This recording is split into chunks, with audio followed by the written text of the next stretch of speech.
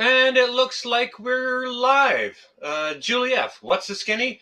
I'll tell you what the skinny is, and so will this fine man right here. To you guys and gals who know me, I'm Sean, and this is my good buddy Sean. Sean in Alaska. I spell it wrong, but I'm also not in Alaska. And we've got our good friend here. Give him a nice welcome. Say hi to Sean for those of you guys and gals who don't know him. His name is Sean, and yes, he is in Alaska. Sean in Alaska is his YouTube channel name. I'm hoping to have a moderator or two to drop that link, a few times throughout the channel. Maybe to send some more viewers over his way, because personally, I think he's a great guy and he's got a fantastic channel. He's been up in Alaska. Hey, there's Metal for Breakfast saying, "Hey, Sean and Sean." He said hi to you. He said hi to you first, by the way, and he's my frickin' brother. But hey, Metal, how you doing? Good to see you, brother. But yeah, we're gonna get into a whole bunch of Q&A. What in the heck is this kook friend of mine here doing up in Alaska? In a kilt, in the winter. So with that, I'm just gonna.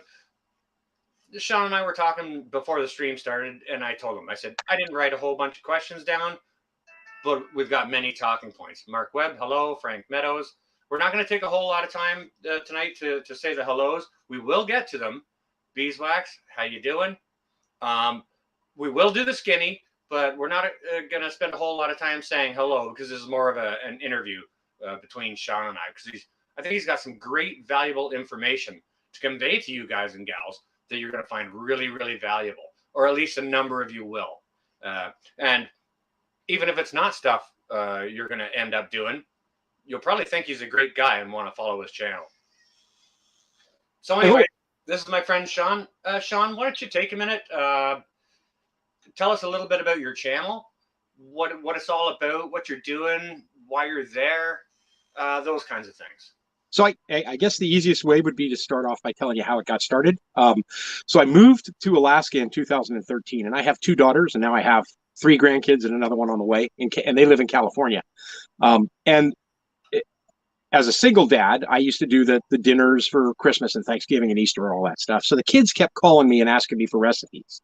Dad, how did you make this? Dad, how did you make that? So I've kind of been self-taught on a lot of different internet stuff. So I decided I'd set up a YouTube channel so that the kids I just put the recipes on there, and then they could go look at them and learn how to make them whenever they wanted to. So if they wanted to make Dad's prime rib, I had the video for that. If they wanted to make, Irish soda bread, I had the video for that kind of stuff. And then, because my goal when I moved to Alaska was to buy a piece of land and build my home off the grid, 100% cash, I thought, well, the kids are always asking for updates too, so that's kind of how the channel started. So basically what my channel is about is me living in Alaska, a guy born and raised. I was born in San Francisco, California, so born and raised in the city, now living in Alaska with moose and bears and eagles and wolves and coyotes and all kinds of crazy animals, trying to build my homestead / off-grid home here in Alaska. So it's not always all about building projects. It's about other stuff that I'm doing when I'm going fishing and that kind of. So I share the fishing trips. I share the drives. I share hikes. I picked up a drone, so I share a bunch of cinematic stuff as well. But it's basically me doing my thing in Alaska. This old guy from the city trying to live this kind of lifestyle. All right. I appreciate you sharing that, and that in itself is just that description is going to bring up a number of talking points. Okay, so when did you get up to Alaska? First of all, hang on a second. Auntie T, Jason, Louie, Eve, Thorhaven, Les. Hello, everyone. Hello and welcome. I'm not taking a whole bunch of time to say the hellos. We're doing an interview with Sean in Alaska here. Stu, even. Rich, nice. Yeah, we're just starting to get into it. So yeah, what brought you up to Alaska? When? And there's been a question burning. Like, we've had this interview set up for a few days now, guys and gals, and having gone through my business today, I was grocery shopping and doing this and that, and one of the burning questions inside of me is, why Alaska? What is it about Alaska that compels you to be there? Like, because last night in your live stream, you talked about the nature, the wilderness. Well, you've been to Wyoming, and you've been to Montana, and you've been to Colorado, and you've been to Washington State, and you've been to Maine, you've been to all kinds of places that has wilderness. Why? What is it about Alaska? It's different wilderness. I consider those areas groomed wilderness, right? This Okay. is completely ungroomed. This is I could drive 2 miles down to the end of my road and take off into the tundra and be responsible for my own life or death may it happen. Well, you could This walk 30 is steps out the back and do the same thing. right, but this is, I could be sitting in my yard and a moose runs through my yard. Now, deer used to run through my yard in California, but it's Alaska to me. I fell in love with it when I was a kid, for Okay. whatever reason, and I think part of it was years ago. We used to watch PBS all the time, the public broadcasting system. Uh, that's what they call it here in the States, public television. And whenever they do the money drives, they would have Dick Proenneke Alone in the Wilderness. I recall that. I remember that as a child. And I was fascinated by this guy that got out in the middle of the woods and hacked himself together a log cabin and lived in the woods. And He sure oh, did, didn't he? yeah, I mean, he really did. And as I got older and read more about him, of course, I realized that it was not a full-time gig for him, that he did live out there for the full year like he wanted to, but that he also would come in and he would do um, odd construction jobs for other people. And I guess he was medically retired originally from the military as I read more about him. But I was just fascinated by that. So, like 50% of the other Americans at my age bracket that ended up getting divorced, when I got divorced originally, I moved to Alaska in 1998 and gave it a try. And it's really true. One of the things they say up here is that you either love Alaska or you absolutely hate it. There is really no middle ground of, it's okay. Fair It's enough. just, yeah, you're either there or you're out. And I got it in my blood. And I stayed in Alaska from 1998. I was in the interior then, Fairbanks. And I stayed from 1998 to 2001, and then ended up having to go back down to California, help with my daughters because their mom was having some issues with Because the life. kids. Yeah, life stuff, right? And I was too far away Yeah. from my kids. So they both ended up living with me. And then I told them both when the youngest ones graduated from high school, I'm gone. I'm going back to Alaska and I'm not coming back. It got in my blood and I was set. Okay, now, did you have any previous experience before? Was it you said you went there in '98? Right. Yeah. Do you have any previous experience visiting as a child with on family vacations or anything like that? No, it just, for whatever it was, it just, something about it just drew me to it. And I knew that that's where I wanted to be. I mean, ever since I was a kid, like I said, I think the first time I ever saw Alone in the Wilderness with Dick Proenneke, it just stuck in my head and I was done. I had to So, see it. so it's had this allure and this mystery to you. Right. Well, I gotta tell you, I mean, man, from some of the video footage that you share in your videos, and dang you for releasing them on Fridays, but I know why. It's all good. I used to love to wait for them till Sunday morning, then I could sit for almost an hour, have my coffee, and enjoy your video. But you got to do what's good for your own channel, and Right. because it's working well for you, I'm happy about that. And I got to say something about those early Dick Proenneke videos. Absolutely incredibly well produced, and man, Yeah. was he on top of his game. He was. And I didn't realize until later on that, when I read more about it and saw a couple of more things on it, that all the audio that you hear in there, that was not Dick Proenneke. That was the producer, Bob Swear, I think, Productions, that put those movies together when Dick would send them, because they didn't have the ability to do the audio. You lost your sound. Gotta come in. Yeah, I've had a text already since I've been on. So yeah, that wasn't even his voice, which was amazing to me as I found out later on. Okay, so for you, there's always been a mystery or an allure, a draw. All right. Now we talked about this conversation flowing naturally, and it's going to do just that here right now. All right. Now, with you having been there for a number of years, why don't you explain a little bit about how long you've been on the property that you're on, how you came to acquire it, where you were before that, and what your challenges might be. Like, explain your situation. Okay, so when I moved back up here in 2013, it was with the intent to buy a piece of property. I had originally thought that I would go to work up on the North Slope, which is where they do all the oil drilling, because I could get a job up there that would be what they call a 2-and-2 or a 3-and-3, which is 2 weeks on, 2 weeks off, 3 weeks on, 3 weeks off, which would give me time to do all this. And at that time, so you have to go in and take a bunch of classes, and you have to be certified in a bunch of stuff, and I paid for all of that out of pocket. And then the North Slope crashed.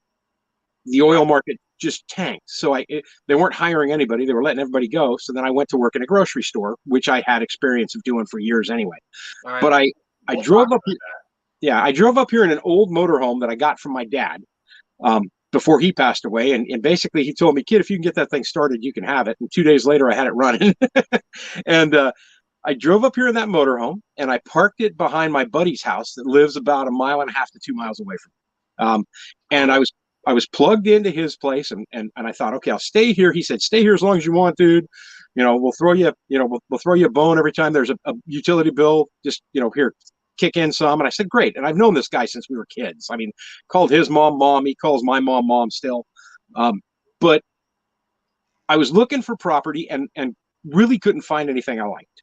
And it finally turned out he came to me one day and he goes, hey, we've got this 1.5 acres, just over here that we're never going to build on. Why don't you look at buying that? And I said, really? And I came over and looked at the property, and I ended up buying it from him. So we made a deal. I made payments to him for that, bought the property from him, and then moved on to the property a year ago last October. So this is my second full winter on the property. And when I moved on, I was 100% off the grid from the first day. I mean, moved in here, had kerosene lamps for light for the first couple of weeks. I had no electricity whatsoever to do anything with, and then just slowly but surely added stuff to it from there with the intention of building last year. But then the lumber market went ballistic, and I said, you know what, I could do another year in the trailer. And then after this winter, I'm like, you know what, I don't want to do another year in the trailer, so I'm building that cabin this year. All right. Well, hopefully, if you've got the time to share with us, I know you work today and you're busy. No, I'm good, man. Yeah. If you've got the time to share with us, we're going to talk about all of that. Cool. All right. So I guess I started following you. I guess it must have been just very, very shortly after you released your video of the first weekend you camped on your property. I think we actually knew each other before that. Yeah, but I hadn't been following your channel. Okay, yeah, because we knew each other from Broussard's. Yeah, exactly. Yeah. And then I jumped onto your page, and it's like, okay, so he just spent his first weekend, and it was in a tent. Yeah. And all that. Welcome, everyone who's just coming into the chat. Joe, I'm sending prayers for your father. Cashew, welcome. Welcome to all who's new jumping in here. Please say a nice hello to my friend Sean In Alaska. He's here to share his story with us. He's about to build an off-grid cabin, off-grid in Alaska. Yep. Look, I see you there. So I thought it was a perfect time to get an interview with him before he's too busy, because he's going to be too busy in the summer. Yeah. Right. You like to do recreational things, and you're going to be busy. You're going to be busy than a two-legged man in a jumping contest. Yeah, but I'm still going to fish. You can't in July. You got to fish because you got to fill the freezer. I know. I get it. I totally get it. And we're going to get to that too. But carry on a little bit more with that. So you were talking about my camping on the property, and that was after. So I had bought the property. I had made payments for a few months on it. Got myself kind of established, and decided that I was going to do everything I could possibly do by hand on this entire project. So while I am using power tools, chainsaws, skill saws, that kind of stuff, I wanted to be the guy that did it. So The whole weekend on the property in the tent was the beginning of me cutting down all the trees Yeah. for where the driveway came in to where the trailer was going to be parked and the footprint of where the cabin was going to be located. All So right. I spent that entire first summer doing that. Broussard Homestead is in the chat saying Sean and Sean, hello and hello. Brett and Amy, hello and hello. Didn't mean to cut you off there. Youper, I see you there. Welcome. Chris McGrath, welcome everyone. Rich Wells, welcome. Sharon, it's good to see you. Welcome to the chat. Please carry on. I didn't mean to cut you off, Sean. Oh no, that's fine, man. That's fine. Just Yeah, like definitely say hi for me too, guys. I can't read the chat, so I'm not ignoring you if you're saying hello. I just can't see the chat. So I came in that first year and found a very out of shape person myself, physically not in the shape that I had been in my younger years, obviously, because I'm getting up there, and worked my butt off that first year cutting down all those trees until I finally got to the end of the year where I hired a guy with a bulldozer. After I'd cleared everything for the trees, I got a great deal from a guy with a bulldozer to come in and scrape the rest of the property down. And all the growth on the over part of the ground here, we call that overburden. Yeah. And I had him scrape everything down to soil for where the driveway, the pad, and the trailer parking pad was going to be. And then I ended up hiring the same guy again with a dump truck for, I guess we brought in 14 or 15 loads of gravel. I say now, I wasn't there with boots on the ground or eyes on the target, but from what I was seeing, I thought he did an amazing job for you. And I hope the price was right. Oh, it was sweet. So I got all the bulldozer work done for $1,000 cash. Wow. Yeah, because the cheapest quote that I'd gotten from anybody was 10 grand to get this done. That was gravel and everything. So he did the bulldozer work for $1,000 cash, and then for $1,100 cash, he came in and dropped all the gravel and spread all the gravel. I am extremely happy with what he did with the way that the work did, but great. I did it side by side with him, which was a ton of fun. Beautiful. Yeah, you were working at it. Yeah. That's awesome. Okay, so that's how you got it set up. And right. Then we watched your first winter in there. That was chilly. All right. Okay, so let's talk about the learning curve. And I want to talk to you a little bit about your heating system. Okay. I want to talk about your power system as well. But let's get into your heating system and how you stayed warm. Okay, so the learning curve, I'll touch on a little bit of that first. Before I decided I was going to do this, I knew that I wanted to live off grid. Now, I was living in California, and I thought, well, what do I need to know to live off grid? So obviously, I went on the YouTubes, and I looked at everything I could find. And I taught myself how to do a ton of things that I would need to do living off grid. And I can tell you that I wasted that entire 2.5 to 3 years of trying to teach myself to do that stuff, because you're never really prepared for it until you actually do it. Now, no knowledge or learning is wasted knowledge or learning as far as I'm concerned. But the first year on the property, things that people don't take for granted, or people take for granted and don't think about: flushing your toilet, getting a drink of water in the middle of the night when you're thirsty, washing your dishes, washing yourself, doing your laundry. When you're off grid and don't have a well and don't have water, those things become very, very difficult to accomplish on a regular basis. So you need to put in routine after routine after system after routine to get yourself to where you're able to keep going forward. You can get discouraged really, really quick. I want to talk about your very first building project there. And how satisfying the final video of that was. Oh, I'm telling you, the most important building you will ever build, if you go off grid and decide to do this like I did on raw land, is the outhouse. Boom. When I watched the video of Sean building his outhouse, and then he finally came out of the trailer, and he had a pack of teepee under his arm, and he was making his way across the yard to go give it its maiden voyage. The smile on his face was priceless. Oh, it's still one of my high points of living on the property so far. All right. What's the secret on how you kept the seat warm? Not a lot of people know that. So there's a product that you'll see it if you go into in the big orange store or the big blue store, in the insulation section, and it's called blue foam, and it's about 3 inches thick. And I don't care if the temperature is 100 degrees below zero. When your bottom touches that, it's not cold, and immediately it radiates the heat back to you again. So that is, if you're going to be off grid anywhere where it's cold, you need blue foam. It is the greatest thing in the world. I thought that was one of the most beautiful tips I've ever heard, because I've used the outdoor space shuttle, if you will, for decades and decades, depending on your location and who's got Right. what facilities and whatever. Yeah, used it for decades, and that's always one of the big things is comfort.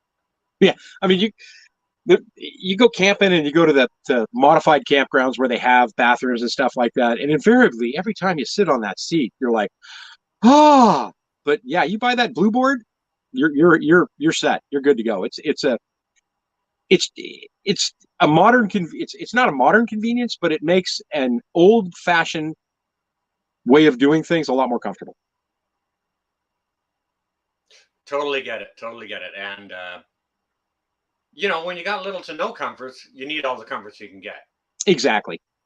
So it was interesting to watch and learn how you coped with different issues, like you said, like water storage, using the privy, laundry. Of course, I'm in an apartment and there's no laundry here. I have to take mine out as well, so it's really no different that way for me. Right. But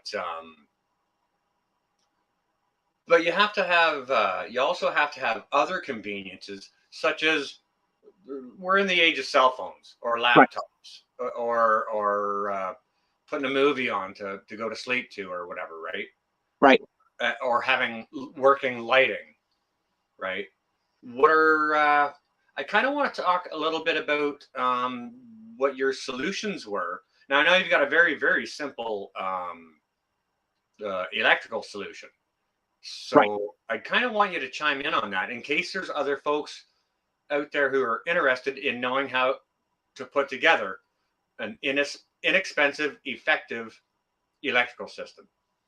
Okay, so the first thing I would tell anybody who, thinks that they want to do this and they want to go off grid and they, and they want to start thinking about an electrical system is decide for yourself what you absolutely have to have and what you can absolutely live without, because the less amount of dependency you have on electrical, the better. And it doesn't mean you don't have to have all the gears and gadgets and stuff. I'm talking to you on a cell phone that I keep charged with battery packs, right? And I connect these to a lighter adapter in my pickup truck, and when I'm driving to work and driving home, they're charging all the time. All right. I have kerosene lamps that I like to use in the winter, mainly because they're pretty awesome. That's some pretty beautiful lighting. Is when you're kicked back and there's a storm going on outside and you've got a kerosene lamp going and you're not having a bunch of fake light going everywhere. It's a pretty incredible feeling. It's a lot nicer than under the counter LEDs or whatever, for sure. Right. But I imagine you employ some of those. I do. So, and I can actually see just for convenience sake. Yeah. Here, I'll pick this up and I'll show you what I got here. So I give you full screen, okay? Okay, that's fine. If I can figure out how to do that. All right. So there you go. I'm going to see if I can't. I don't know if I can flip that around. Can I? I can't. So I'm going to turn this around this way so you can see it. So if you look right here, this was one of the first things I installed, and this is just a toggle switch that runs off of 12 volt, a 12 volt system that I installed in here, and this lights an LED 18-ounce LED strip light that does not require much electricity. Now I have one here, I have one in the kitchen, and I have another one up in the bedroom above the bed. So I'm never really running both of them at the same time. These wires all run to, very simply, I don't know how dark that is because I don't have any lights on it here. I've got a 12 volt deep cycle marine battery here. I can see it in the tote there. Okay, yeah, and that is my total battery storage for this place right now. And while I don't run a lot of electrical appliances, I do have a generator, and that was one of the first things I bought before I even got on the property. And during the Winter months, running just my lights in here off of that, because that's all I really run off of it. 3 or 4 days, I don't have to fire a generator up. I have plenty of lighting, even if I forget and leave a light on. Um, I'll top off the battery with the generator when I fire it up, and I have a lot of electronics that I have to run. You know, when you're editing video and you're doing the YouTube stuff and you're charging batteries for cameras and everything. When I'm running the generator to charge and top all that stuff up, I'm also topping off that battery. But I also picked up, and I'll pop this door open here. This is a 180 watt solar panel that I picked up. Down just a little bit. Folks couldn't really see it. Sure. Okay, so it's about what, 4 feet tall? Yeah, about 4.5 feet tall by about 2 feet wide, maybe just under 2 feet wide. Okay, now I did see the video of when you built the bracket for it. Right, I built the stand for it. And during the winter here in Alaska, I don't get much charge off of that at all. And I knew I wouldn't, and especially with the placement of where it's at, it's not got really great placement. Gotcha. But during this time of year, when I fire up the generator now, my battery is usually at a state of charge of just under 90% on that one deep cycle marine battery from the solar panel.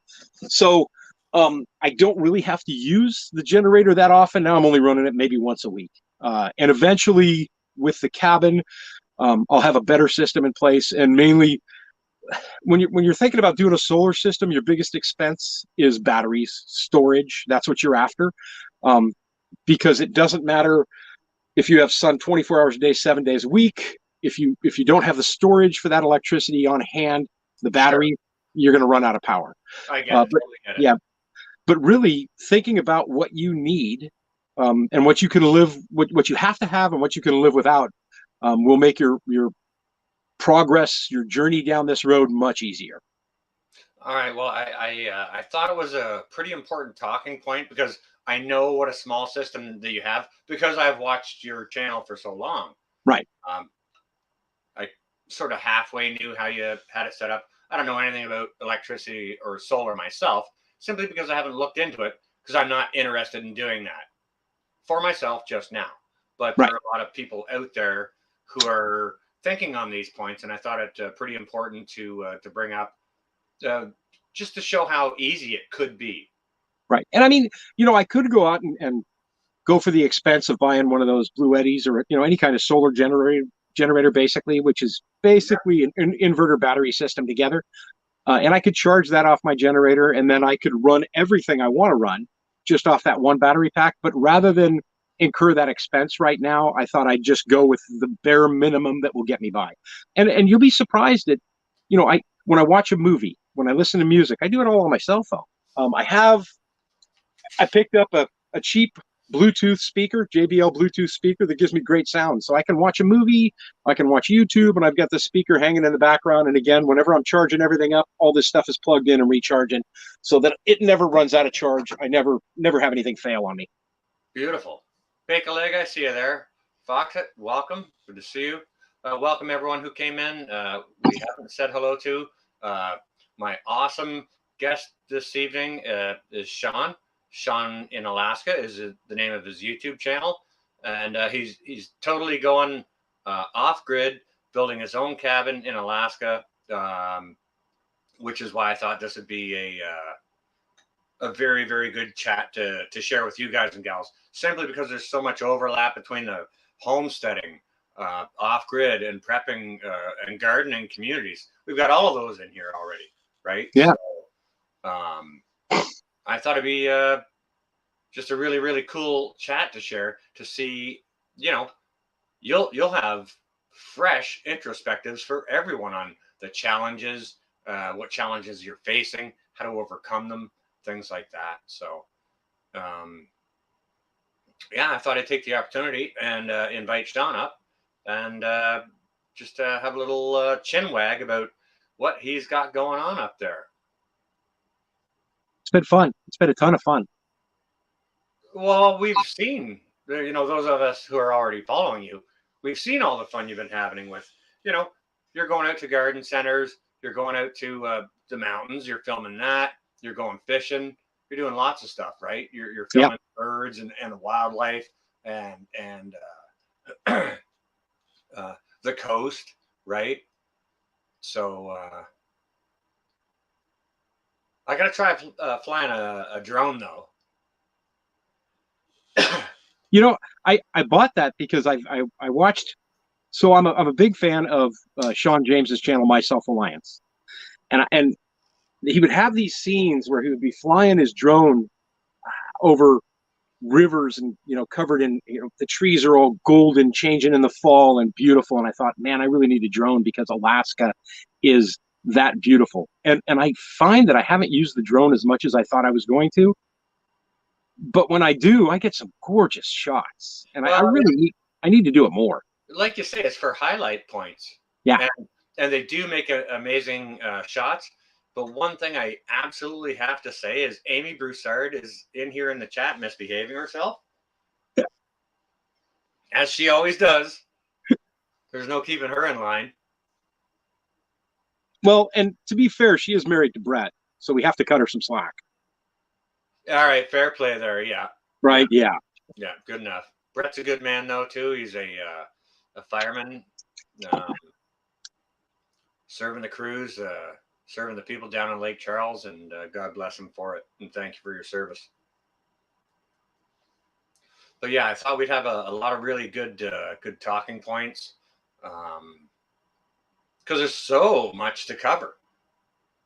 We haven't even gotten into a lot of it. Like, let's take my day for today.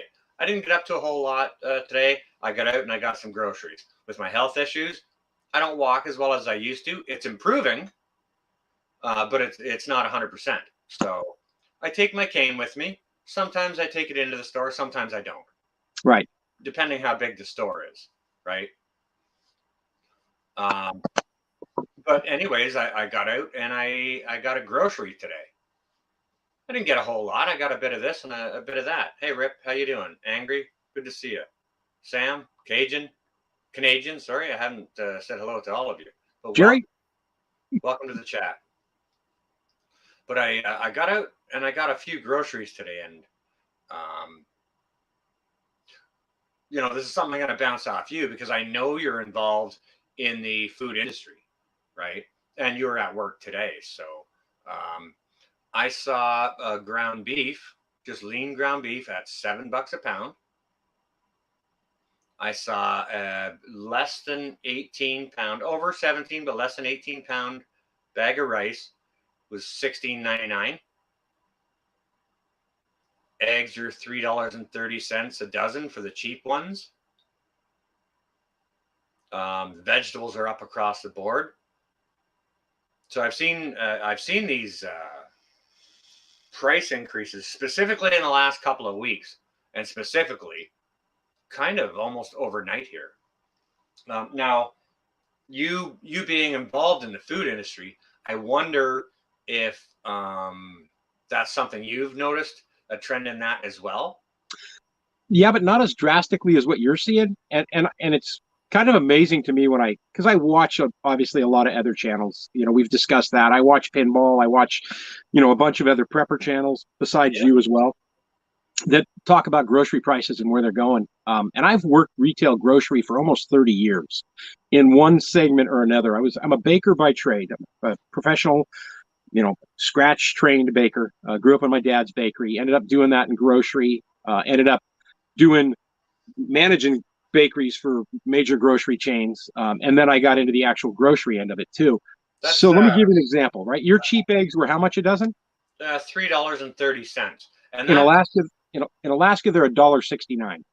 Okay.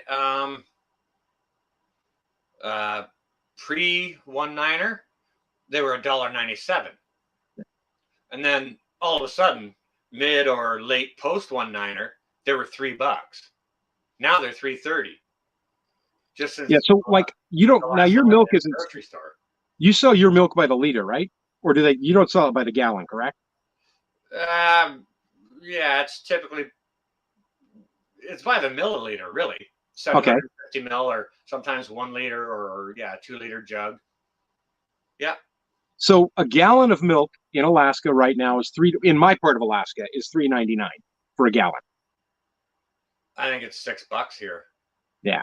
So I think part of that too is the difference between East Coast prices and West Coast prices in the United States would be similar to the difference in prices in Canada to the United States.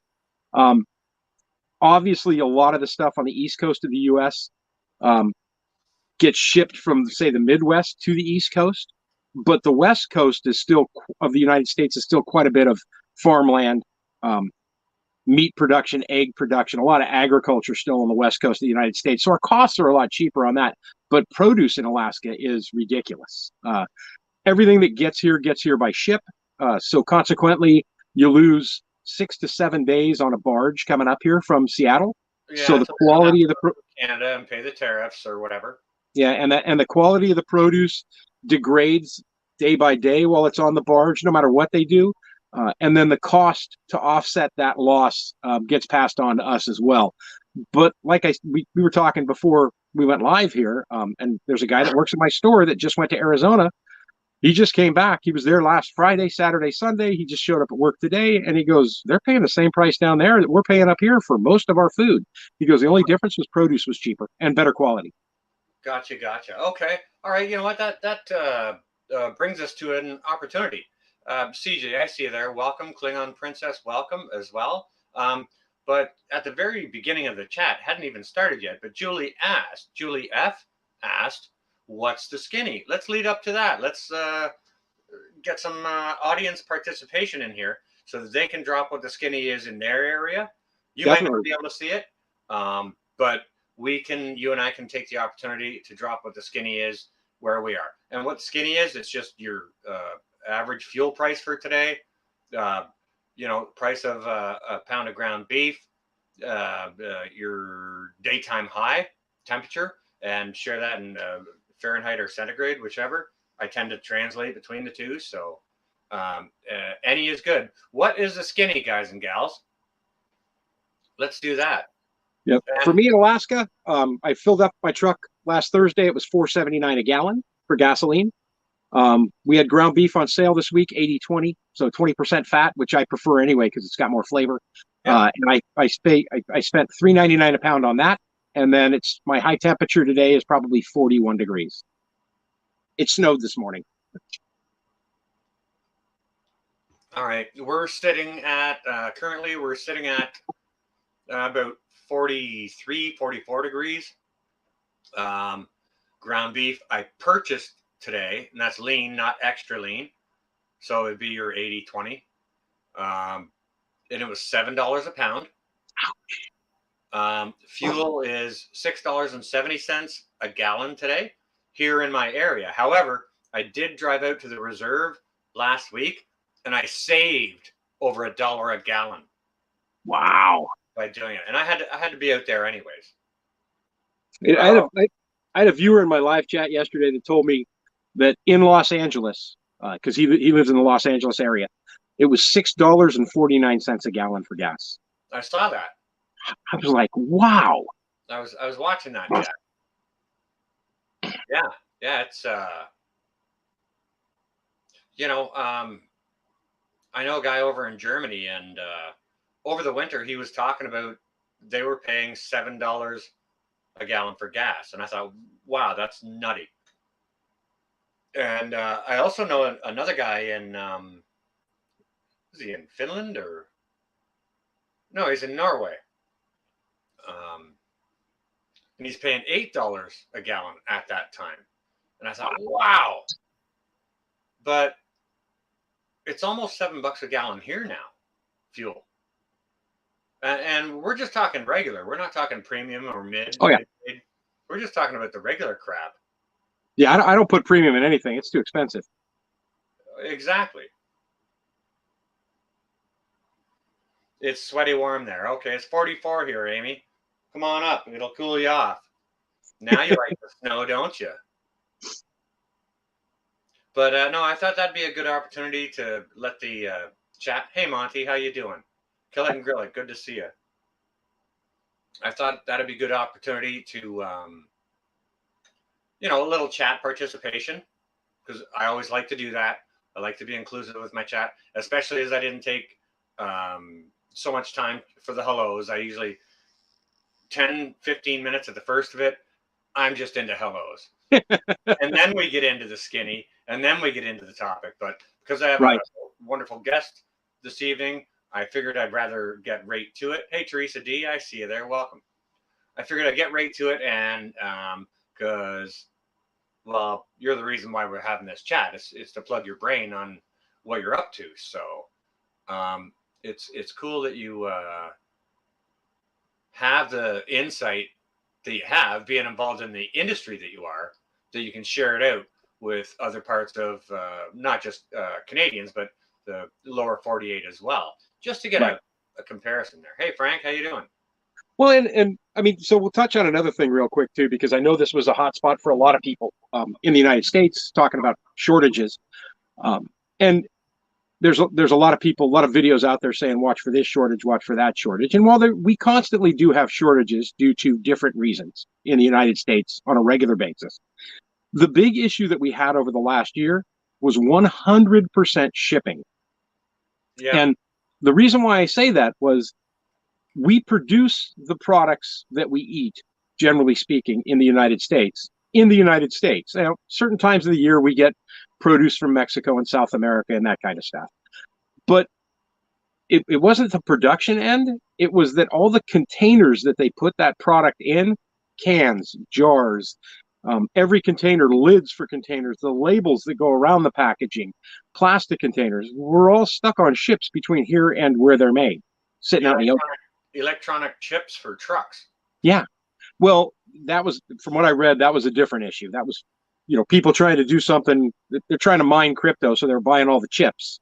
So then the chip plants were switching over to make those kind of chips. And so, yeah, that was a nightmare in itself. But as in the last couple of months up here in Alaska, I mean, because we were, I'm the dairy manager now, and my dairy aisle was devastated with product, but it was always product that came in the same container.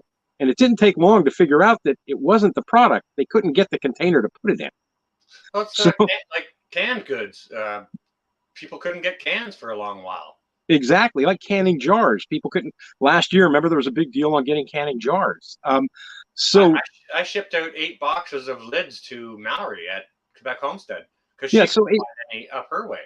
Yeah, whenever there's a hiccup in the supply chain, it just snowballs. It starts minor, and then, man, by the time it gets to the people who actually need it and use it, the consumer, the retailer, or the retailer and the consumer, it's a major issue. Because just walk through your grocery store and look at how many items are in the exact same kind of container, and that will tell you that if that container's missing, so are all those items. Exactly.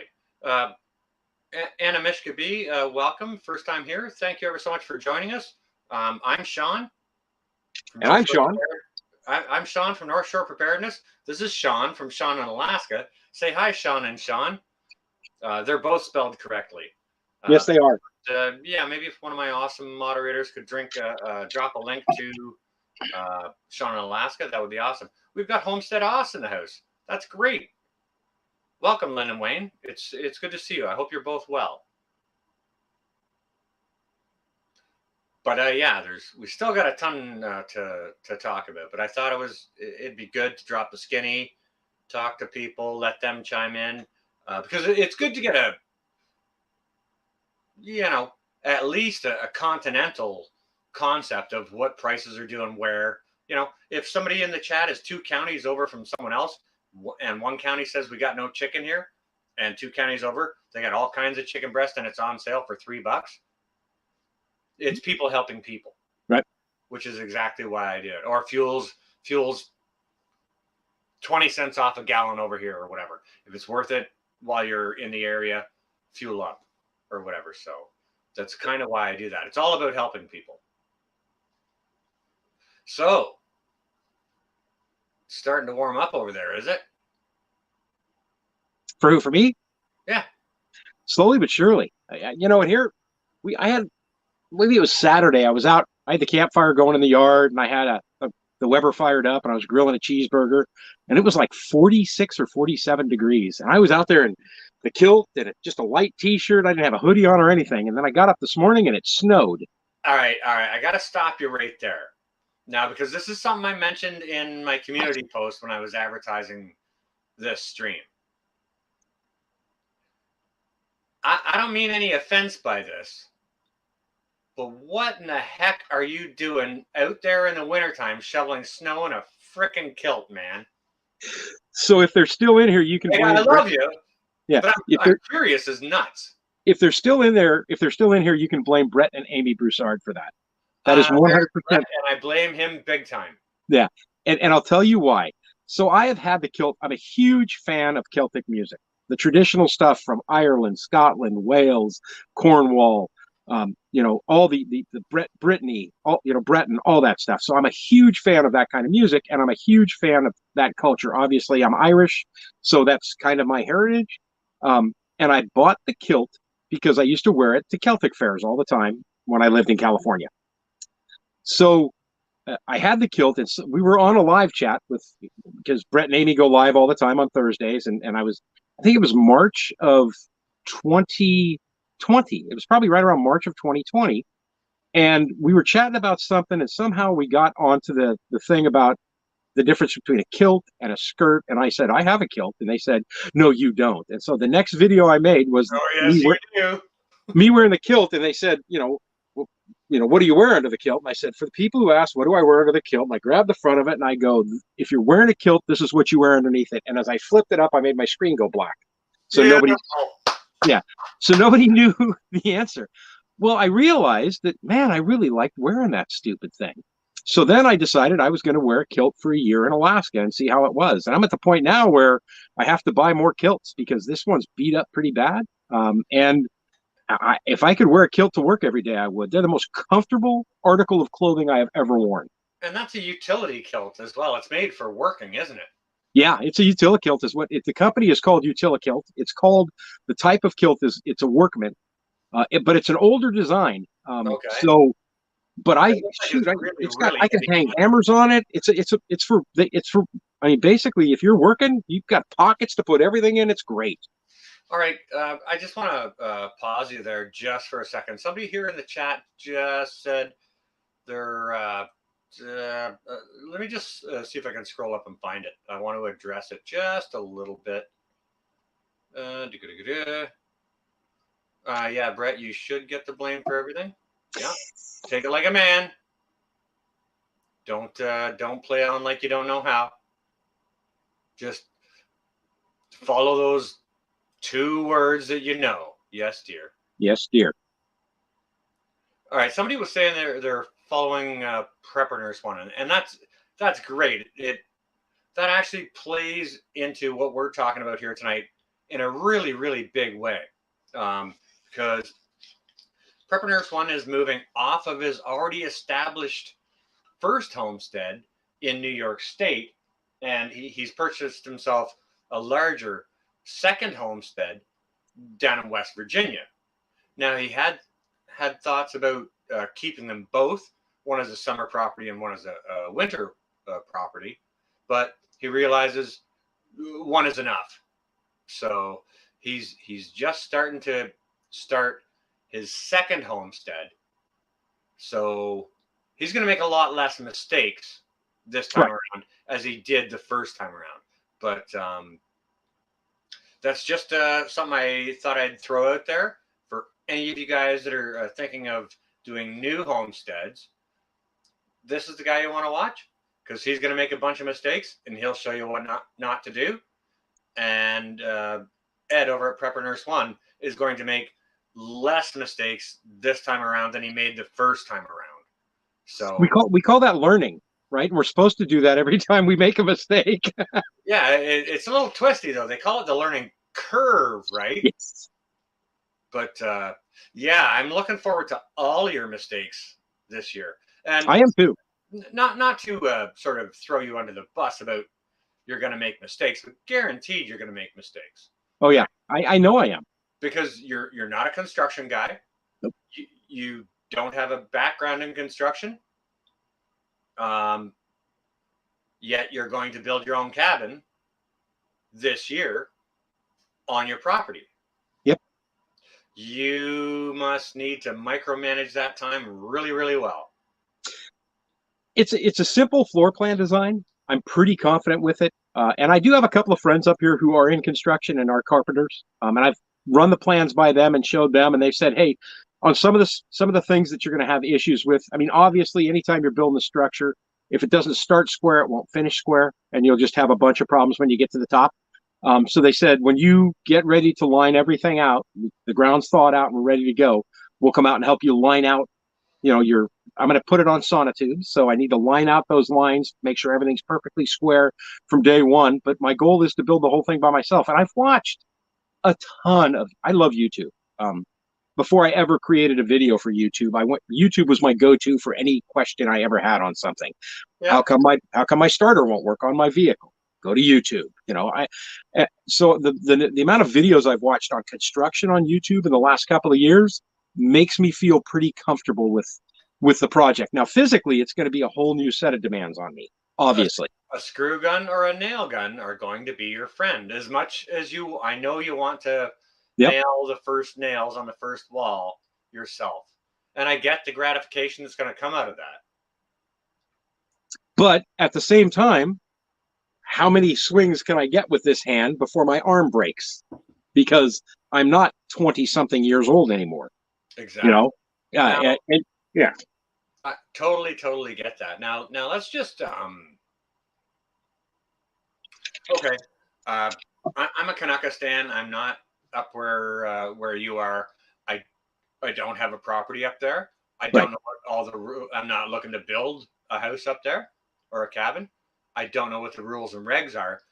What are there rules and regs that are coaching the structure that you need to build? And how did you come up with the layout of the structure that you are going to build? Okay, so Alaska has two types of areas, the incorporated city areas and the outside rural areas. I live 16 miles out of the incorporated city areas. So where I am at on my property, there is zero building codes, zero. The only thing that I have to get a permit for and follow code on is the installation of a septic system.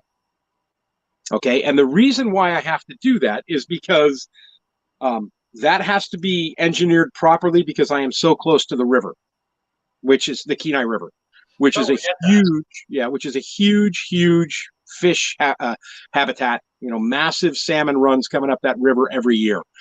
So they want to make sure that that is legitimately done and that you're not encroaching on what could be possibly a neighbor's well or your own well. Well, the thing about it is you have such little overburden that it could be a very delicate ecosystem. It is. It is.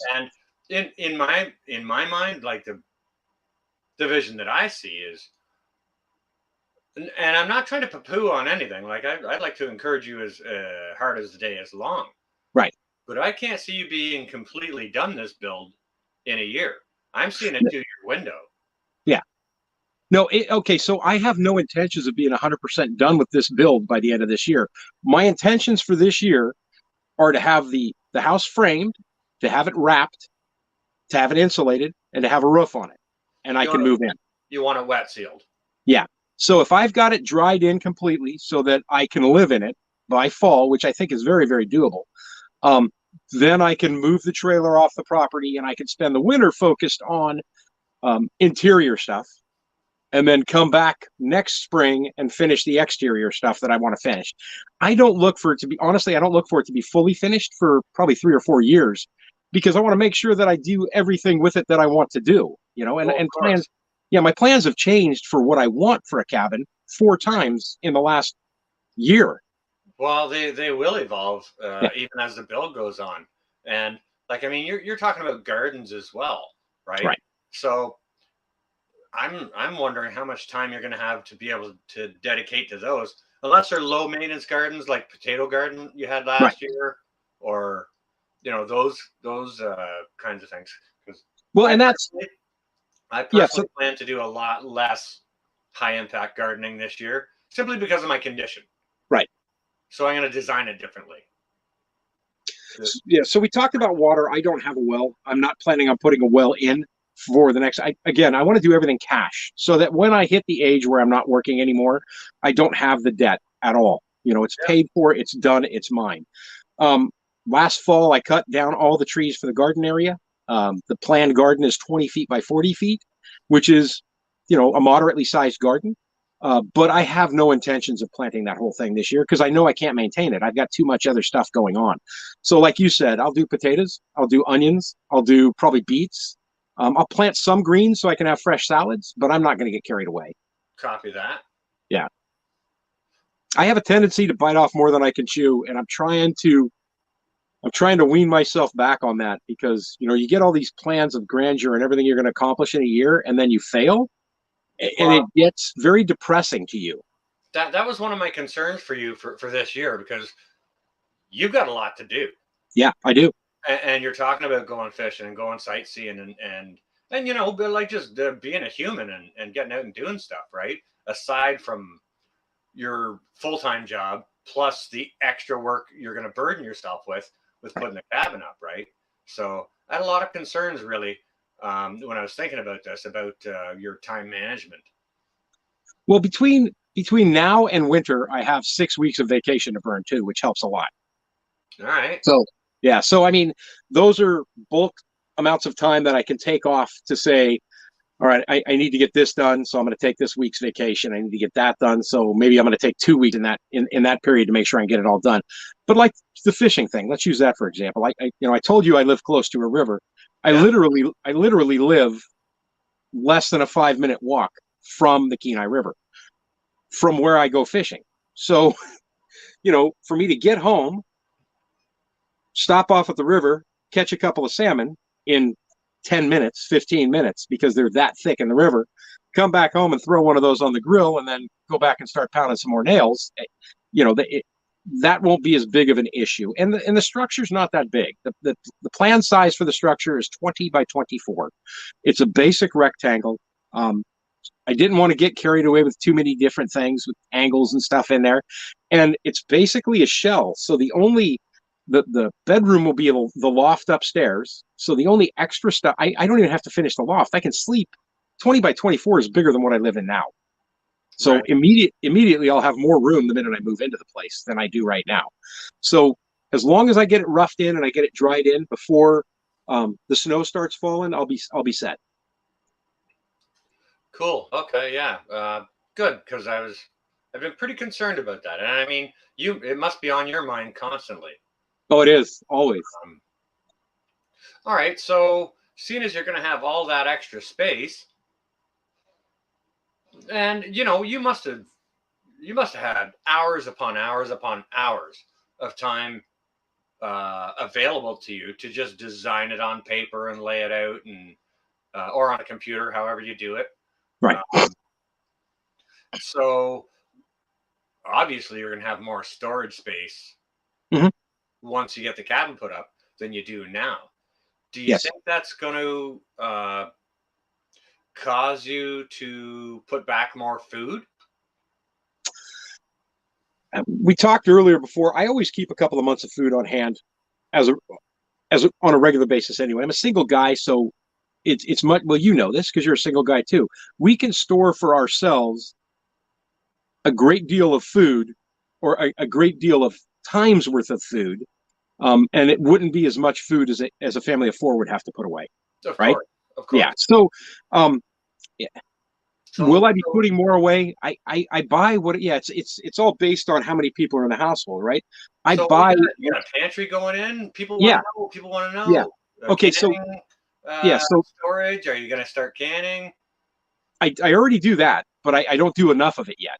So if you look at the square that my picture's in, okay, and you look at the bottom of the square, that'll be the entrance where you go into the cabin. And if you look at the top of the square, that'll be the back wall. And on that back wall, in the top left-hand corner, will be a bathroom, full bathroom. Even though I don't have any water, I'm gonna build that and install that, get all the plumbing and everything in there when I build the cabin.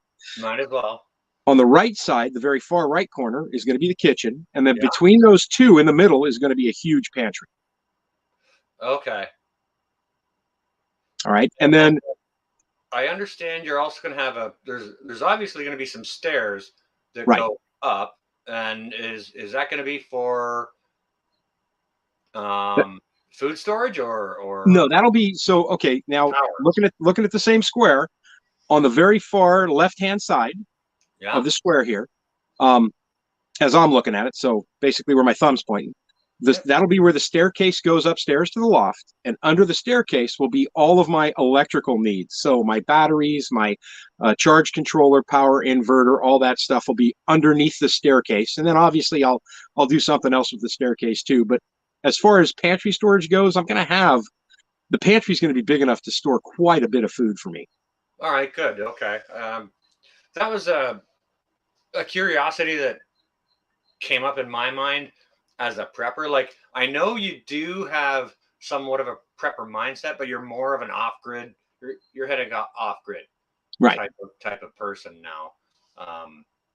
So some of the things I taught myself before I did this, because I thought I would need to know this, and I really haven't needed to know this since I've done this, but they were fun to learn, and I encourage everybody to do it. And it fits more of your prepping thing than than what I constantly do now. But I plan on doing more of it.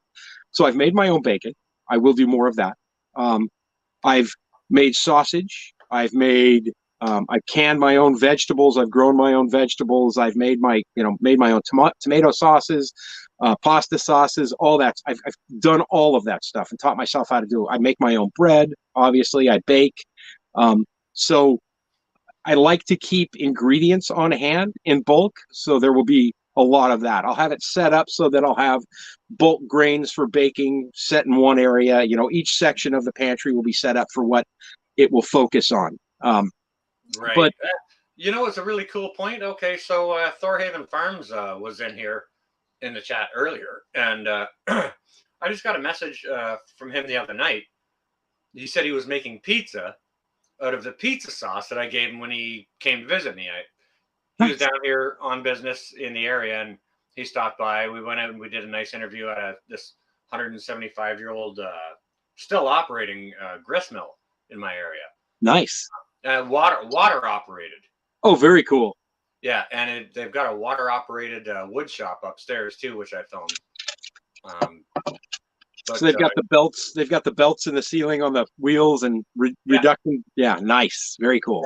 Yeah, very very cool spot to do an interview. But as we parted ways, I mean, he gave me one of the tea towels that his lovely wife Bridget handmade on her loom, and one of the things I traded it was some homemade pizza sauce. And I got a nice message from him the other day.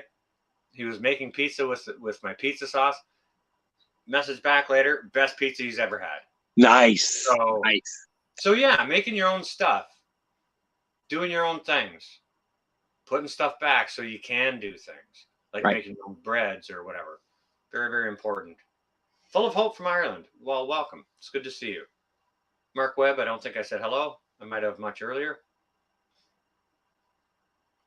But I thought I'd like to have Sean on here for all of these very, very interesting questions, just to see where mindsets overlap,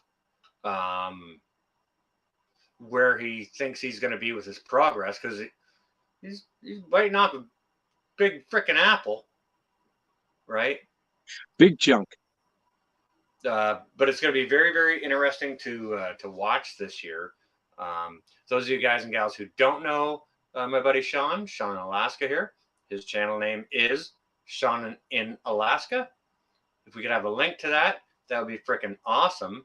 And maybe get some more viewers over his way, because I think what he's sharing is really, really important, from small solar systems to, and you know what? That's another segue into what are you going to do for solar for the new cabin. That's a whole nother again at the risk of not going into debt with more stuff. I'll end up paying cash for a solar system, which means I probably won't have a full system in this year. It wouldn't benefit me to have it in at the end of the year anyway, when I plan on having the roof and everything on and being in there hopefully by say September. We're losing too much daylight at that point to justify spending the money on that. So I'll probably be doing the same basic thing I'm doing now, maybe a couple of extra batteries, so that I can run some better lighting. But generally speaking, I'm a single guy living in Alaska. I don't have a whole lot of needs. Nothing that a headlamp on a hat won't help me find in the middle of the night.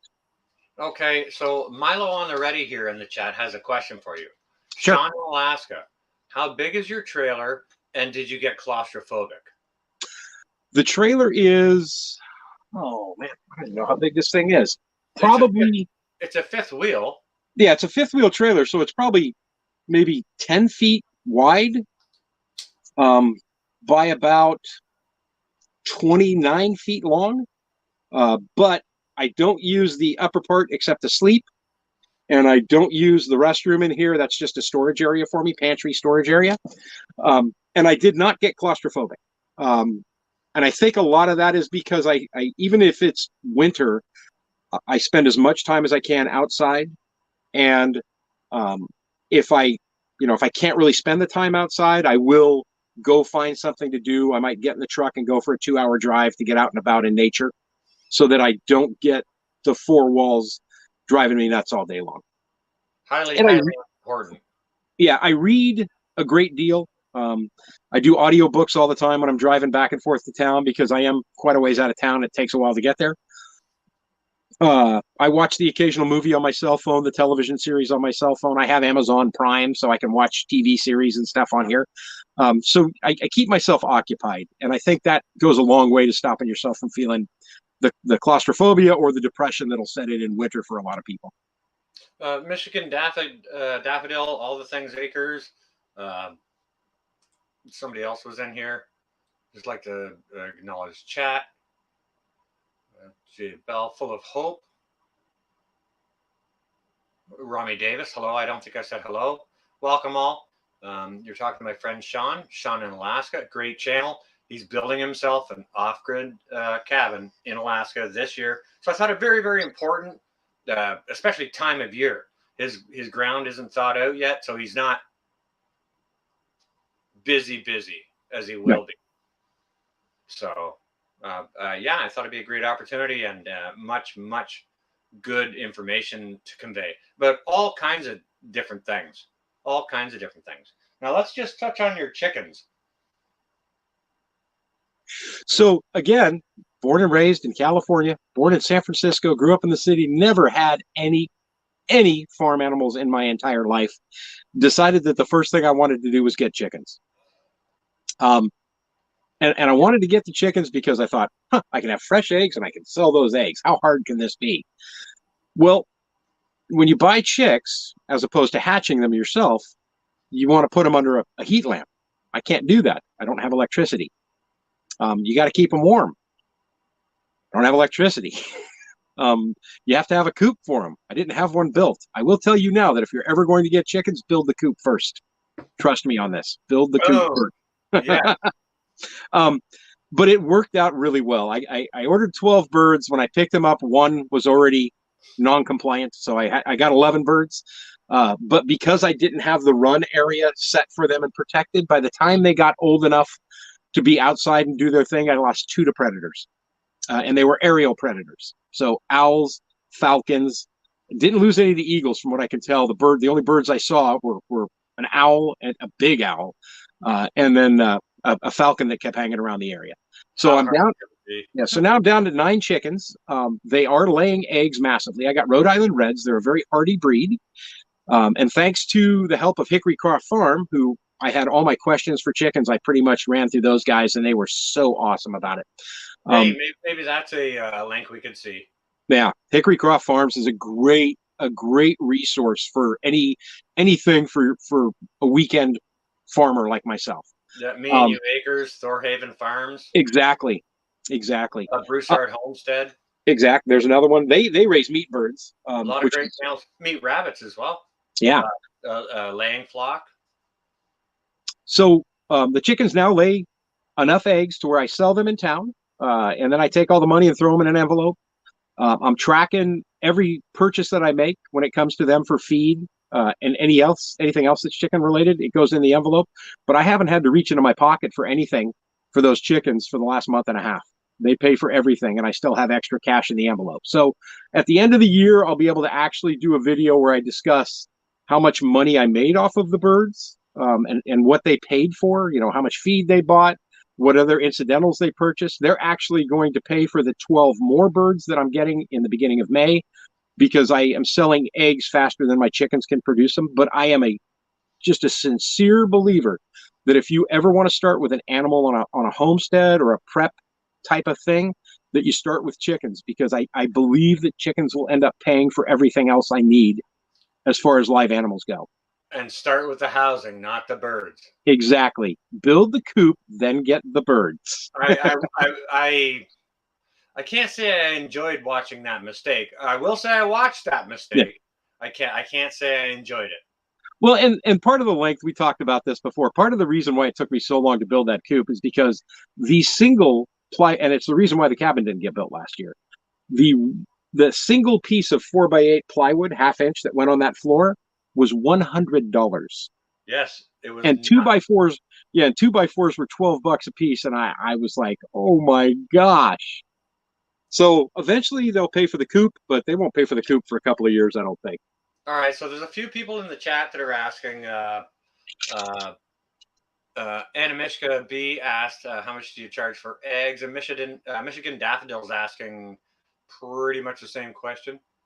So it would be $5 a dozen if I sold them by the dozen, but I sell 18 packs, so I charge $7 for an 18 pack. $7 for an 18 pack. That's right.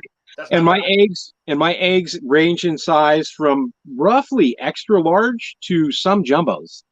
My chickens lay some pretty good sized eggs. All right. Somebody in the chat earlier was asking for a link to my pizza sauce, and S Moore has it right there. So thank you ever so much for that, Sam, my awesome, one of my awesome moderators. There was another question I wanted to bust out for you, if I can find it. The chat bounces here. It's crazy. I may be able to get it. I maybe not. That's one of the things that just drives me nuts when I do a live is you see a comment and you want to go back to it and you're like, where was it? Where was it? Where was it? Right. I don't want to spend too much time on it. If you've got a question for Sean, please hit it in all capitals. I'll be able to see it easier, and then I'll be able to ask him, because Sean can't see the chat. Okay. Yep. Just so that you guys and gals know. Yeah, that's the other thing. So if you're going to do this and you're going to live off grid and you're going to live semi-remote, I'm not really remote. I'm not like, Sean James living on a remote piece of property, or Russ from Raspberry Rock living out in the middle of nowhere. You're limited to, like for internet, you're limited with your bandwidth. And everything that I do internet-wise comes from my cell phone. So if I were to run this, with the camera on my cell phone while I'm talking to Sean, and then I was also to have the laptop open to watch the chat, it would squeeze my bandwidth down so much that my picture would just fall apart. I'd freeze up constantly. Okay. You'd be chewing up a whole bunch of stuff. Right. Gotcha.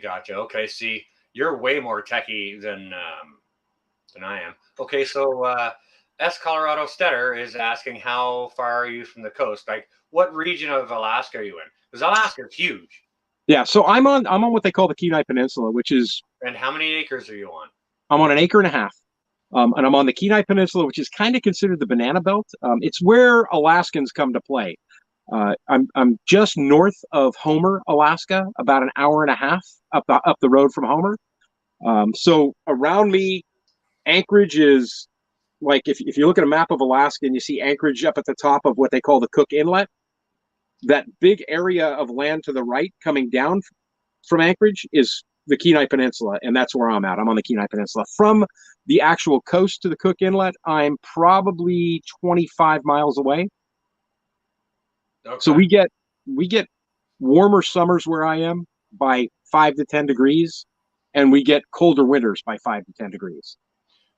All right, we've got a question from Sheena's Garden about what are your thoughts on meat rabbits, and we have another question from Independent Many United. Is asking, if I can find it, what's the minimum amount of space you need to raise chickens? Can you pen a chicken and rabbits together? I don't know anything about rabbits, but I do know that I would like to learn more, and eventually I will probably have meat rabbits as well. Everything I've read on rabbits is pound for pound, meaning the amount of feed that you put into a rabbit for how fast that they grow They're one of the most beneficial meat animals that you can have on a homestead. So I definitely would like to do that. With me, the chickens right now are for eggs, but all my birds are dual purpose birds, so that when they're done laying, they're going to become stew meat. When they get down to the 4th year and their egg production is down to 60% or less, they leave the flock and they become stew meat at that point. Okay. The minimum space for a chicken, I would probably say check out Hickorycroft Homestead and maybe ask them that question on one of their lives, because they know a lot. This is my first year ever with chickens, and I don't feel comfortable giving you an answer that would probably be wrong.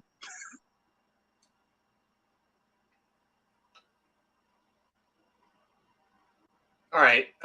So this is truly an international chat because we've had Australia in here, of course, all over Alaska, United States, and Canada. But John H is in here from Bonnie, Scotland, asking, what do off-gridders do should illness or injury occur as far as accessing hospitals or medical facilities? So again, I'm not remote, which means if I get hurt like I did when I was on the other property and sliced my hand open on some sheet metal pretty drastically, I drove myself to the hospital. We have a major hospital right in the town that I go to work in every single day. So it's about 45-minute drive to get there.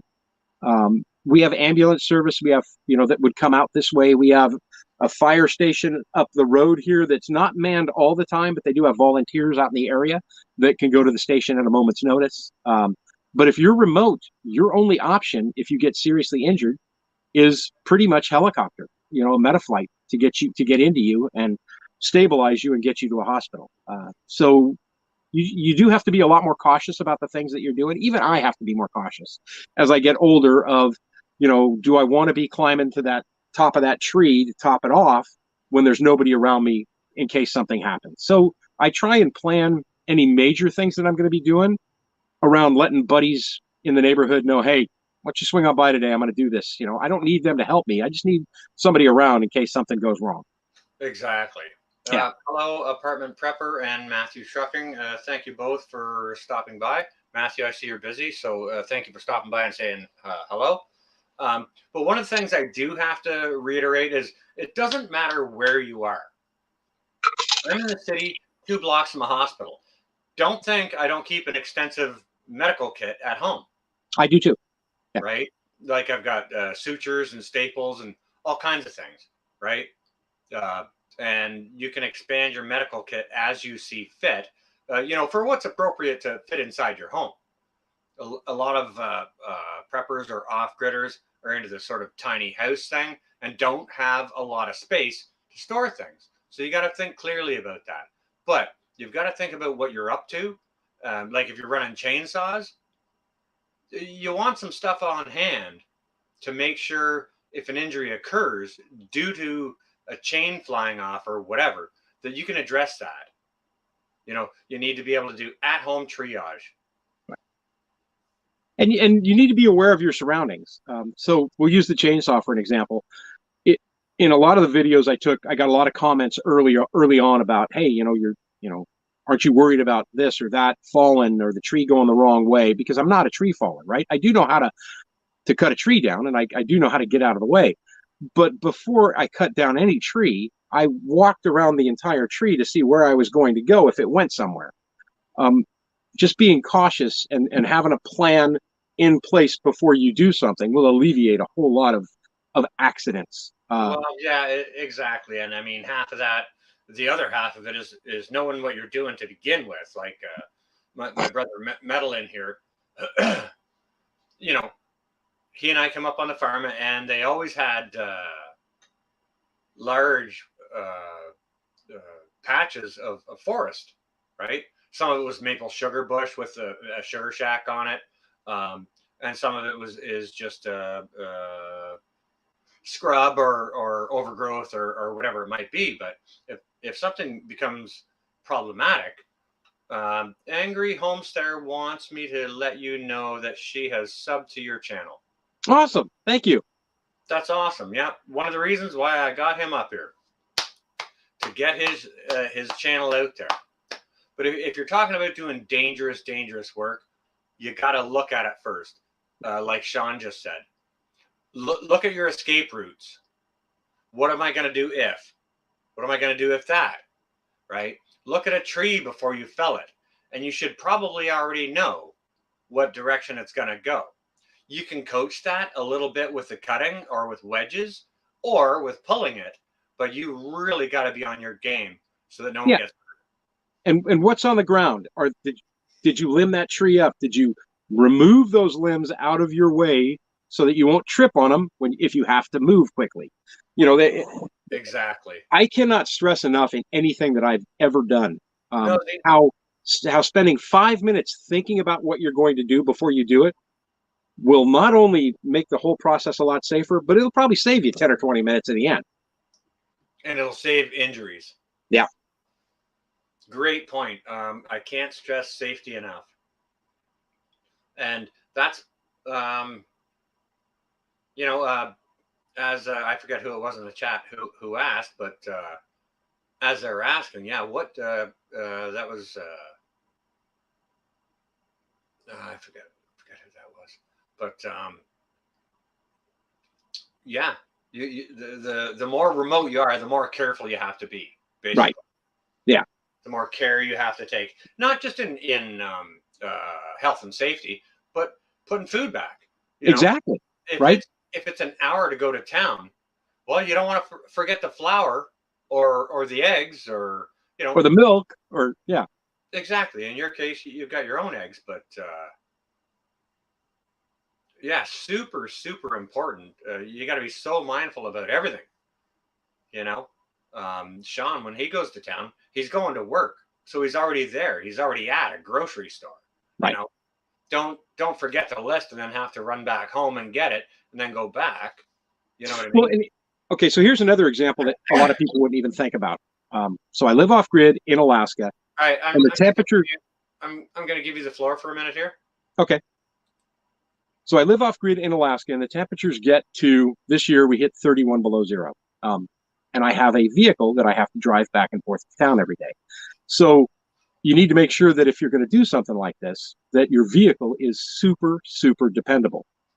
But in my situation, while I have a very dependable vehicle, I have to remember that I can't plug it in to keep it warm. I can't do block heaters. I can't plug in the charger with a trickle charge on it because I don't have electricity for that. So twice this year, being the knucklehead that I will be, and I'm sure I'll do it again next year, I'm fine if I'm getting up in the morning and starting that truck every day and going to work. But when I get home on Friday and I'm off on Saturday and Sunday, if I don't start that truck when it's that cold, from the time I get home Friday until Sunday, the truck will freeze. And I will have to run my generator for 8 hours with that heater on it to get the truck to start. So I did it twice again this year, and I have no excuse because I have what they call remote start, which means I can push a button and it'll start. And all I needed to do was set my alarm at 4 hours after I went to sleep with my remote start sitting next to it. And when my alarm went off on my cell phone, start the truck. It'll run for 30 minutes on its own and turn itself off. So little things like that when Sean was talking earlier about learning curve for me, and I still make that mistake. Or I use propane to heat my trailer, and I use what they call a buddy heater. And I have two of them. When we get to those bitter cold temperatures, it takes two to keep the heat inside the trailer because trailers are not designed for I don't even care. I don't care if they tell you it's an all season trailer. It's not designed for temperatures this cold for extended periods of time. And I just came out with a video a couple of weeks ago of, after living for 2 winters in a trailer in Alaska, here's what you can expect, and went over most of the issues that I've been having. But there's nothing like running out of heat because you didn't fill up your propane bottle. So I have 5 propane bottles because I don't ever want to run out of heat. And in the winter, when one is empty, I fill the one. This time of year, I usually wait until 2 are empty and then I'll fill the 2. But the stuff that you have to keep in the back of your mind, I didn't check that propane bottle and it was 20 below zero when I woke up this morning and it was 15 degrees in my house. So now it's going to take an hour and a half to get the house warm enough. I'll start the truck up and go sit in the truck and drink my coffee in there because it gets just too cold in the trailer. And that's just stupid mistakes and things you're going to learn. Well, Hang on a second. How do I do this again? No, not remove. No, not fill You overhead. click the button on the bottom that has the two people side by side, the two pictures side by side. I think. There you go. Disco. Hey, Miriam. How you doing? Sita. Good to see you. But yeah, there's so many interesting points just there Yeah. in what you need to do to be prepared. Don't forget that propane bottle when you're going to work. You know. Well, and so I have two propane bottles that run the gas inside the trailer. So my refrigerator and freezer this time of year work based on propane. It'll work propane or electric, but I run it propane because I don't have electric. And then my stove, my oven, and my cooktop are propane as well. But this morning I get up and I go to start my coffee, and my propane bottle was empty. right. So it's it's 2:30 in the morning. I'm outside switching over to the other tank. Come back in, I've got to relight the refrigerator and the freezer, or else I'm going to lose everything in that. But during the winter, it's a totally different situation because this is on an exterior wall. The way that a propane refrigerator works, it gets too cold, so it can't go through its heat and cold exchange like it normally does. It freezes up, and then it the inside won't get cold. So at that point, I take a couple of gallons of water, big water jugs from outside. I have 4 of them. I have 2 sitting outside freezing, and I have 2 frozen ones on the top shelf of the refrigerator. And then for the freezer, I just throw stuff in the ice chest outside because all the bears are in hibernation and everything else. So I can keep frozen food outside with no problem at all. But the refrigerated food, I have to keep changing the jugs of ice every day to keep the temperatures right in the refrigerator. Okay, we got another question for you here in the chat, and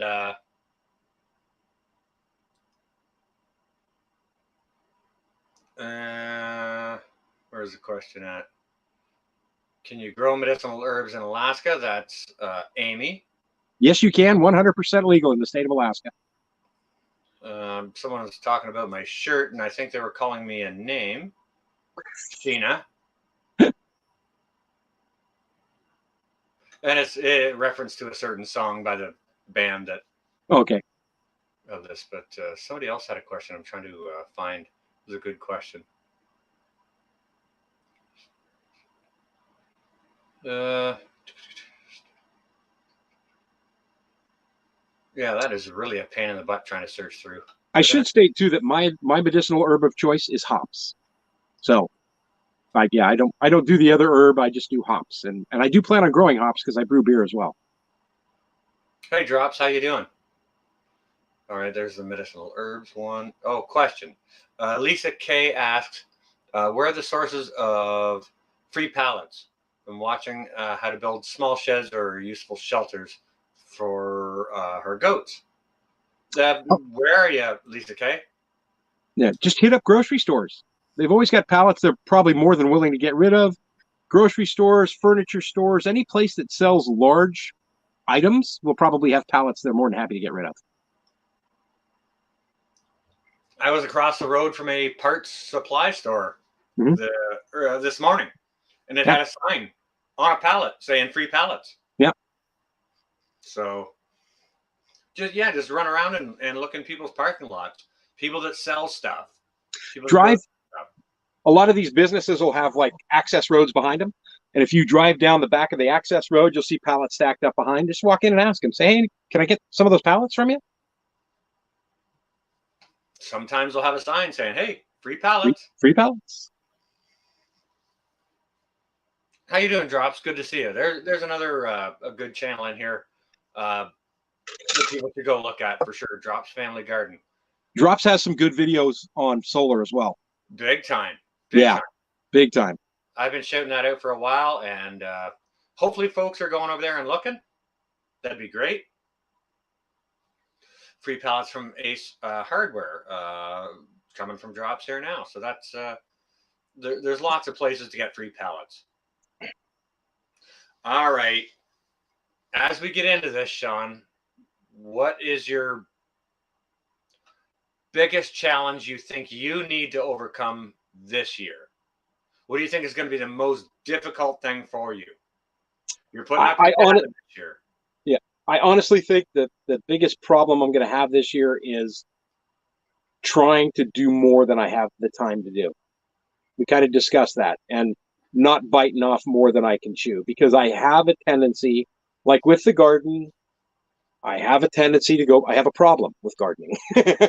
And while I say I want it to stay small, I have to make sure that I stick to it, because I'm only going to have limited time. So time management is going to be an issue, and I need to make sure that I stay on top of it. Well, you've got a minor chicken problem as well, because No, I, the chickens I chickens notice take care of you like themselves. to spend time with them. Huh? Like, I notice it gives you pleasure Yeah. to like you like hanging out with them. Well, you live by yourself, right? So you need that interaction with something. It's social. Yeah. And while I do have people that come by and see me, and I do see people every single day in town when I'm at work, um, I'm more entertained by them than anything else. So, you know, getting the extra chickens, to a lot of people, they'd be like, "Well, how are you going to have time for that?" Well, once they get to a certain size, they're in the run with all the rest of the chickens, and they'll be It, it fine. doesn't. It doesn't really matter if you've got 6 chickens or 16 chickens. You got to clean Right, out the coop anyways twice a week or right. once every other week or whatever it is. And that's garden manure right there. That's stuff for next year's garden, not this year, next year's garden, because you got to let that stuff age. Glad you said that. Yeah. But yeah, for sure. Yeah, you're going to be a busy. You're going to be an awfully busy Sean this year, which I is am. one of the reasons why I wanted to have you on my channel. Um, I think we've had a lot of fantastic talking points tonight. What do you think? I do too. I've enjoyed this. It's been a ton of fun.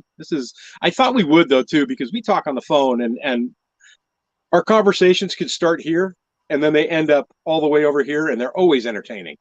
I always, when I get off the phone chatting with you, I'm like, man, that was a good conversation. So you know what? It's guys and gals. It's really funny. Like Sean and I, we share a lot of commonalities. He likes beer. I like beer.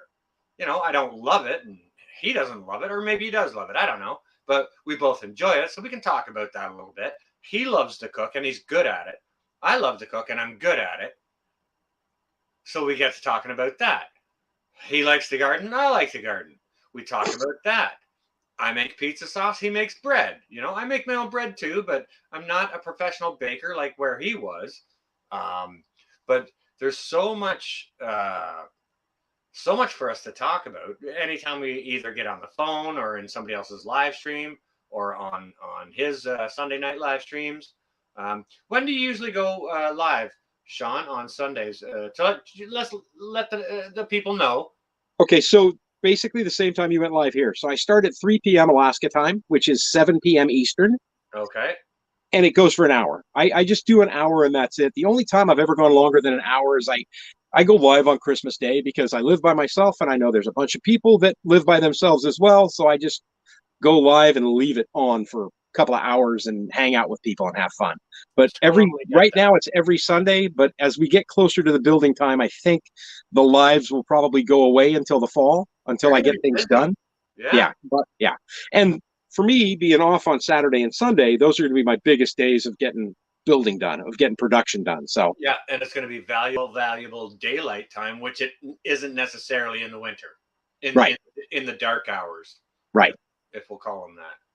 Yeah, right now we're probably close to 14 hours of daylight right now, every day. Wow, So that is awesome. Cool. All right. Well, I think we've had a freaking fantastic chat. Um,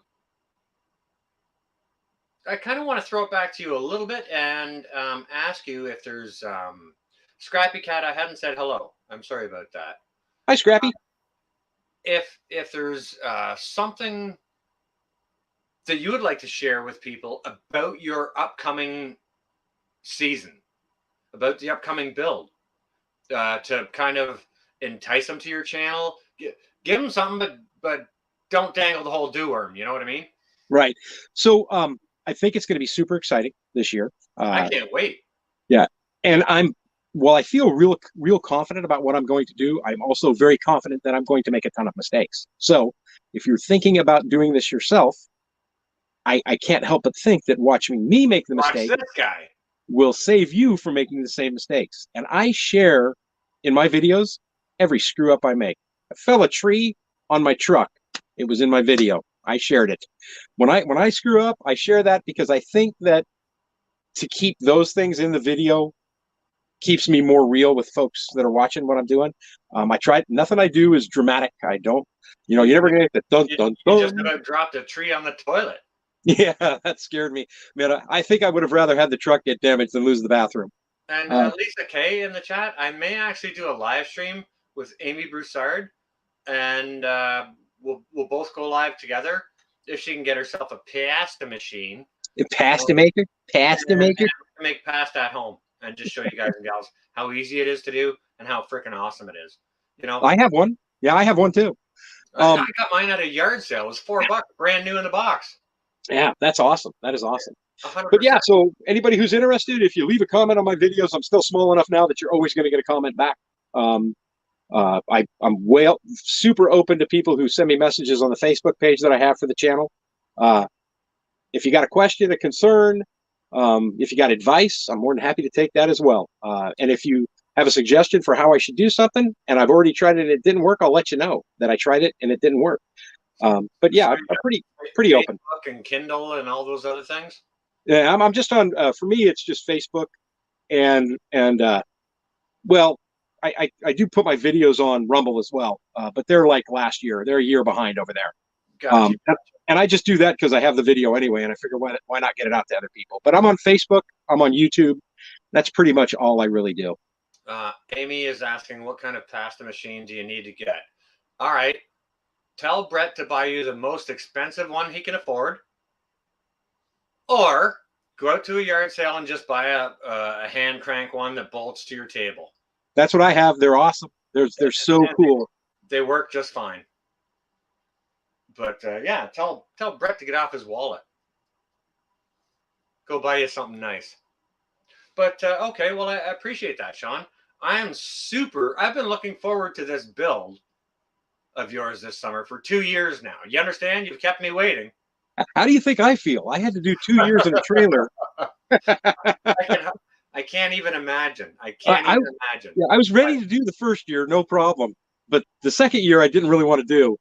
And I could tell it's a little long in the tooth for you, and you're probably looking forward to it way, way more than I. But I think a lot more people should be looking at your channel to see what you're doing, and maybe just a little quickie here that I hadn't thought to ask you before. It was in my mind to ask you, and we didn't quite get to it. But is there something that compels you to go off grid? Is it the increasing prices of taxes, the price of utilities? What's doing it for you? What's doing all this? The reason we discussed why Alaska for me earlier, and the reason I wanted to be here is because this is probably one of the freest states that we have left in the Union. You can walk into a grocery store here with a pistol hanging on your side or a rifle hanging over your back. Nobody will say a thing to you. They don't care because we have people that live like that here. I think the thing that drives me more than anything is the challenge of, can I do it? And I've never been afraid of saying, that looks fun, I want to try it. Well, the answer to that is yes, you can. Right. And that's and for me now it's become more about, by doing this, I'm showing my kids and my grandkids that yes, in fact, even in today's world, you can do this if you want to. I don't want an electric bill because that's a monthly bill that I would have to pay that I don't need to have to pay. Yeah. I don't want a water bill because that's, again, the same thing. I don't have to deal with sewer. I don't want a natural gas bill, even though I could probably get natural gas on this property. But you do have to deal with it. Yeah. It's not like you don't have to deal with it. You just have to deal with it in a different way. All right. Exactly. So here's a message to everyone that's out there. If you're thinking about doing something, if there's something you want to do, that guy right there is living proof that you can do it. So let's watch him. Let's watch him do it this summer. And I tell my kids, I tell my kids all the time, look, if you have something you really want to do and you try it and you fail, you will never feel bad about failing like you will feel bad about not trying. Right? Bravo. Give it a shot, Bravo. Yeah, that's better. Yeah, and that's the whole thing with me. The bigger the challenge, the more fun it is. And then the more you have to look back on and go, man, I probably shouldn't have done that. Or you go back and you go, man, I'm really glad I did that. But you'll never be sad like you will be if you say, I should have tried. Oh, So, lots of Kidway in the chat. We were talking about Prepper Nurse One here on the chat earlier, at how he's starting his second homestead, and he's going to make an awful lot less mistakes than on his first. So yeah. Hey, Asif, guys and gals in the chat, if you don't know Asif, he's a medical doctor down in the States. So please tell him a nice hello. It's always nice to have a doctor in the chat. Always, always, always. But yeah, no, I thought it might not be a better time, because I know it's going to get warmer there for you, and you're going to be starting to want to drill those holes. And once you do, your time is gone. oh yeah, from that point forward, I'm just what do they call it? Asses and elbows. I'm just going for it. Yeah, pretty much. And I won't get too close, but listen, brother, I really appreciate you coming up. I think the knowledge that you have and the knowledge you will have is invaluable to share with others, because there's so many people of the same mindset, right?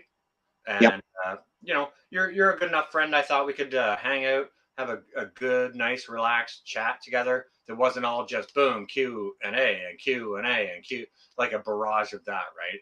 Thought we Right. could have a nice, relaxed chat about it and share with our viewers, because we do have some common viewers, right? There's a lot of people that go to your place from my place, and vice versa. So Right. Right.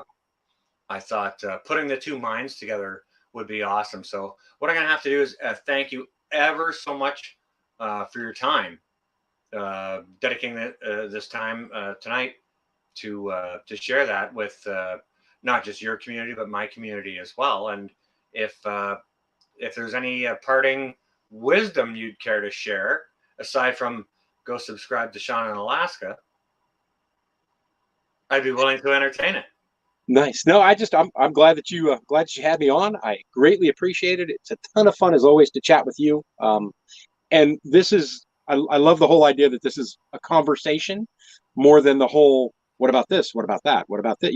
More than a whole list of questions. This was more of a conversation that organically did its own thing, and I think it was a ton of fun, and I'm very happy to have done it. Well, that's why I mentioned to you, I'd rather have it more fluid than a list of questions. It's not like I'm too lazy to write out a foolscap sheet of questions. That's not it. I could have done that in 5 minutes. Right. But I already had the scope in my mind of sort of where I wanted to go with picking your brain on it, and we got to an awful lot of it, and it's super, super appreciated. So again, brother, thank you for taking the time to do this. If you want to hang out back screen after for just a minute, Sure.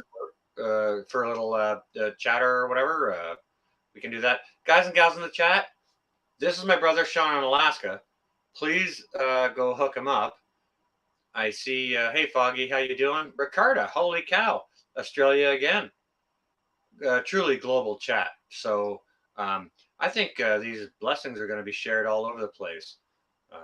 Maybe not necessarily for the cold down in Australia, but a lot of great ideas will be shared. And thank you. We're getting a lot of good response out of the chat, saying a great chat, great live stream. Thank Awesome. you, gentlemen.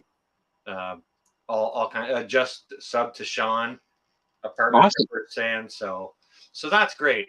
This is how we do it, guys and gals. You hold up your brother and your sister. Don't forget to hold up your brother and your sister. Don't ever look down on anyone unless you're about to hold them up, okay? With that, guys and gals, I'm Sean, and this is Sean. Peace out, guys and gals. Sean in Alaska. Go sign up. You will not be disappointed. He's just getting started. All right. Take care, guys and gals. Have a great week. Night all.